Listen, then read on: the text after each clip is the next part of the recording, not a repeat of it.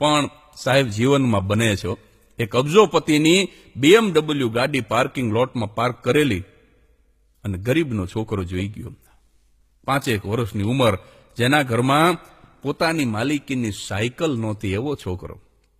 એ BMW જોઈને રાજી બહુ થયો. થોડીક વાર થાય ને ડીકી જોવે, થોડીક વાર થાય ને બોનેટ જોવે, કૂદકા મારી મારી અને એ ગાડીની અંદર જોવે. અને એમાં અચાનક એ ગાડીનો માલિક આવ્યો, છોકરાને જોયો, વિચાર આવ્યો કે આ છોકરો દૂરથી ગાડીને જોવે ને આટલો રાજી થાય, એને જો અંદર બેહાડીને આંટો મરાવું તો આ છોકરો કેટલો રાજી થાય.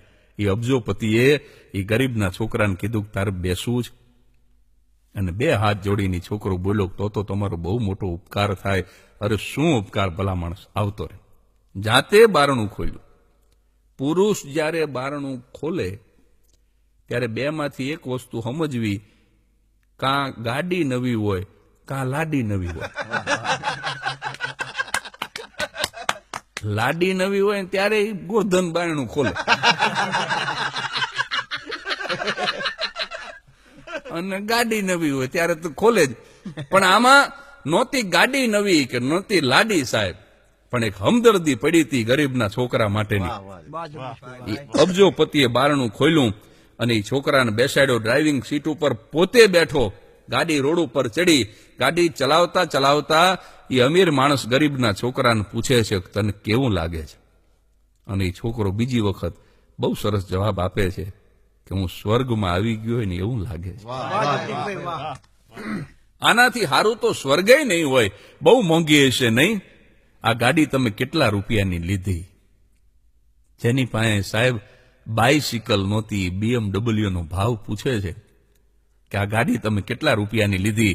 અને ગાડી ચલાવતા ચલાવતા એ અમીર માણસ જવાબ આપે છે કે આ ગાડીની કિંમતની જ મને ખબર નથી, કારણ મારા જન્મ દિવસે મારા મોટા ભાઈ આ ગાડી મને ભેટ આપી છે. આ ગાડી હું લેવા નથી ગયો, એટલે આ ગાડીની કિંમતની મને ખબર નથી. પણ એ છોકરા, તને મોટા થઈ અને મારા જેવો માણસ થવું ગમશે ને? કે જેને આવી મોંઘી ગાડી તો માણસો ઇનામમાં આપે, ભેટ આપે. અને અબજોપતિનો સવાલ ગરીબના છોકરાના કાન સુધી પહોંચે ન પહોંચે, અને એના મોઢામાંથી જવાબ નીકળ્યો ના. ના શબ્દ કાને પડ્યો. ગાડીને બ્રેક લાગી ગઈ. રોડ ઉપર ઉભી રહી ગઈ ગાડી. કે તારી કાંઈ સાંભળવામાં ભૂલ તો નથી થતી ને? તને મોટા થઈને મારા જેવો માણસ થવું ન ગમે કે ન ગમે? કે તો તને કોના જેવો થવું ગમે? સાહેબ, જેના ઘરમાં બાઇસિકલ નહોતી, BMW ના માલિકને જવાબ આપે છે મને તમારા જેવો નહીં, તમારા મોટા ભાઈ જેવો થવું ગમે, કે જે ગાડી ભેટ આપી શકે. ભલા માણસ, ભગવાન મને બનાવે તો ગાડી દેવા વાળો બનાવે, મને ગાડી લેવા વાળો ન બનાવે સાહેબ. કારણ કે નથી લેવામાં કંઈ ગૌરવ, એ બધા ભિક્ષાના પ્રકારો છે. કોઈ પણ સ્વરૂપે તમે કાંઈ પણ સ્વીકારો, એ ભિક્ષા છે. નથી લેવામાં કંઈ ગૌરવ, એ બધા ભિક્ષાના પ્રકારો છે. તું કોઈને આપનારો થા, તું દુઃખોને કાપનારો થા.